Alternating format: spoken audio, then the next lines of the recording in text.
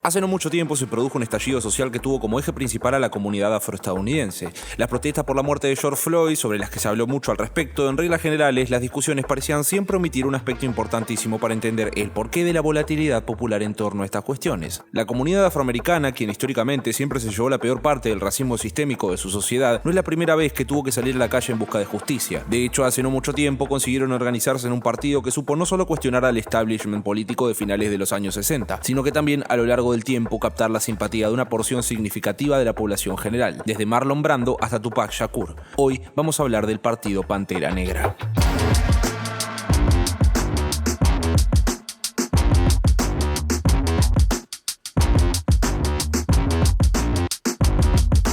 El panorama político estadounidense de los años 60 es algo de lo que poco se habla, pero que marcó un punto de referencia en su historia reciente. Una década marcada a fuego por las tensiones políticas, donde en el panorama internacional se había llegado al punto más profundo de la Guerra Fría con la crisis de los misiles, y el desenlace de la Guerra de Vietnam había empezado a volverse cada vez más negro para los estadounidenses. El asesinato del presidente Kennedy, los movimientos pacifistas, el hipismo y por sobre todo una izquierda local que, en todo su espectro, y a pesar de los intentos de disuadirla mediante operaciones negras por parte de las agencias de inteligencia, habían empezado a pisar cada vez más fuerte, y el movimiento negro fue uno de ellos. Hasta aquel entonces, y si bien la esclavitud había sido abolida hacía casi 100 años, las políticas blancas de segregación eran todavía defendidas por los rezagos de las todavía vigentes leyes Jim Crow. Un apartheid olvidado por muchos, donde la lucha por su abolición traería nombres como los del mismísimo Martin Luther King o Malcolm X a primera plana. Del primero todos escuchamos su nombre, hasta tiene su propio día festivo en el calendario oficial estadounidense, autor del famoso discurso I Have a Dream, que consiguió tocar los corazones de una sociedad que, hasta aquel entonces, hacía oídos sordos a los reclamos de la población negra y a las injusticias a las que era sometida todos los días de su vida. Pero el otro, Malcolm X, no consiguió ser tan popular, principalmente porque muchas de sus declaraciones eran bastante más combativas para con los blancos en contraste con Luther King. Él era un predicador religioso, de la fe islam más específicamente, que defendía la idea de que los negros no solo deberían limitar sus esfuerzos en que los blancos escuchen sus demandas, sino que también deberían responder de la misma forma en la que eran tratados. Es decir, fomentar la autodefensa del pueblo afroamericano tanto por parte de las agresiones propiciadas por el gobierno como parte de los blancos en general. Razón por la cual no solo su discurso era problemático con el Estado, sino que también simpatizó con muchos líderes mundiales enemistados políticamente con Estados Unidos. Él se reconoció a sí mismo como un comunista, razón por la que el FBI le abrió un expediente en 1953. Pero Malcolm X solo fue un instigador de un conjunto de ideas que ya estaban empezando a gestarse dentro de los barrios negros, y en el caso de las Panteras Negras encontrarían en el socialismo revolucionario la respuesta a un gobierno que no paraba de amedrentar contra su gente, y su ejecución no sería tan utilitaria al establishment blanco de la época como el sueño políticamente correcto de Martin Luther King.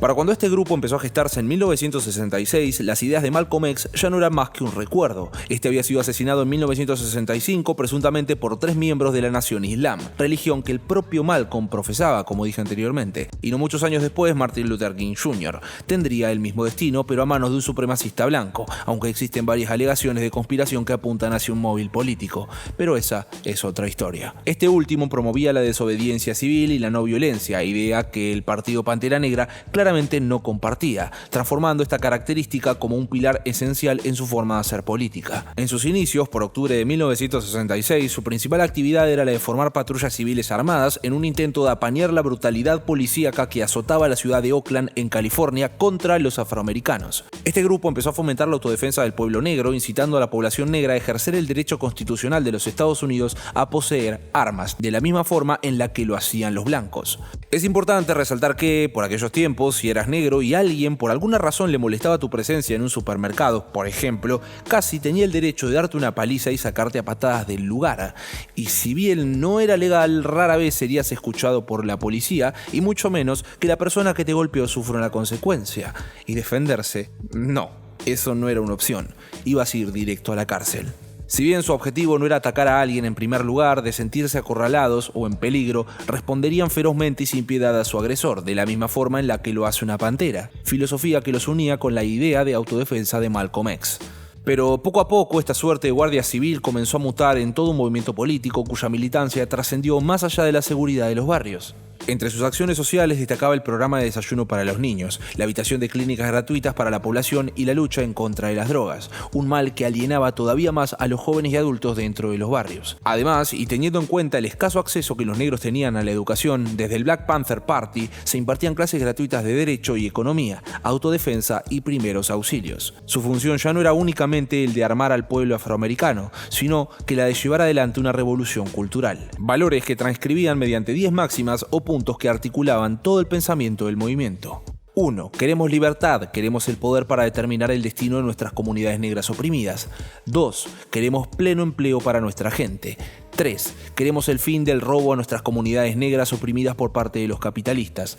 4. Queremos viviendas decentes, dignas de resguardar a seres humanos. 5. Queremos educación decente para nuestra gente, que exponga la verdadera naturaleza decadente de esta sociedad norteamericana. Queremos una educación que nos enseñe nuestra verdadera historia y nuestro papel en la sociedad actual. 6. Queremos el cuidado de la salud completamente gratis para todos los negros y oprimidos. 7. Queremos el fin inmediato de la brutalidad policial y del asesinato de negros, de otra gente de color y de todos los oprimidos en los Estados Unidos. 8. Queremos el fin inmediato de las guerras de agresión. 9. Queremos la libertad para todos los negros y personas oprimidas actualmente retenidas en prisiones federales norteamericanas, estatales, de condado o militares. Queremos juicios con jurados paritarios para todas las personas acusadas de crímenes bajo la ley de este país. Y 10.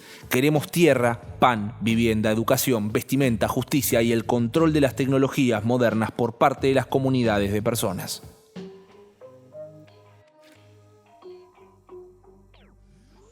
Ahora, nuevamente ubiquémonos a finales de los años 60. En un contexto como este, el de Black Panther Party era problemático para el gobierno de los Estados Unidos por varios motivos. Primero, porque cuestionaba el monopolio del uso de la fuerza legítima por parte del Estado. Un grupo armado siempre es peligroso y mucho más cuando quienes toman las armas son personas de un sector marginado y receloso por las propias políticas estatales. Segundo, su carácter socialista y revolucionario. Si bien hasta el día de hoy los principios de solidaridad y de comunitarismo no son del todo bien vistos en la sociedad norteamericana, y aunque estos puedan ser ejercidos desde espacios apolíticos, durante este periodo de profunda Guerra Fría, cualquier indicio de este tipo de pensamiento podía ser fácilmente tratado como una tendencia al comunismo. Y a pesar de que las Panteras Negras se identificaban como parte de la izquierda revolucionaria, el implantar este tipo de pensamiento en un sector tan amplio de la sociedad, según el gobierno, podía tener consecuencias en el estilo de vida estadounidense, solamente por una cuestión de visibilización.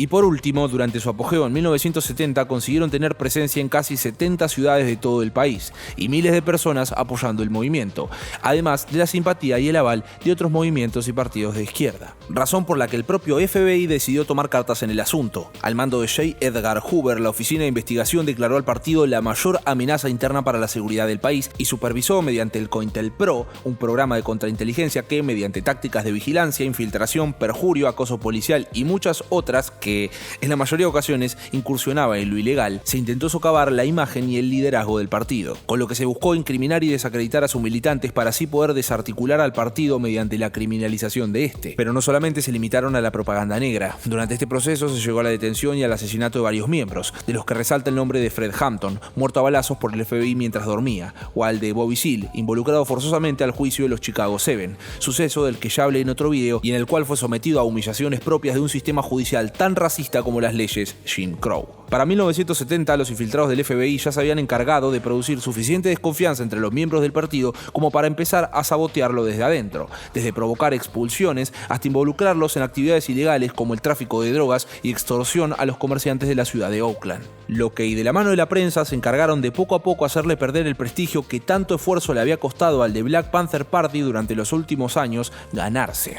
Para el año 1980 el partido apenas contaba con 27 miembros, a pesar de que no hacía más de 10 años atrás habían superado los 5.000 miembros activos. Al día de la fecha, la historia del partido todavía es motivo de controversias, aunque los estudiosos siempre caracterizaron al Partido Pantera Negra como la más influyente organización y el más fuerte vínculo entre la liberación y la lucha nacional de los afroamericanos y los opositores al imperialismo estadounidense. Otros siguen replicando la propaganda producida por las operaciones negras ya blanqueadas por el FBI, acusando a sus miembros de ser más criminales que políticos. Lamentablemente, para las Panteras Negras y a 50 años del comienzo del declive del movimiento, sus 10 puntos todavía son una deuda vigente tanto por el Estado como de la sociedad estadounidense.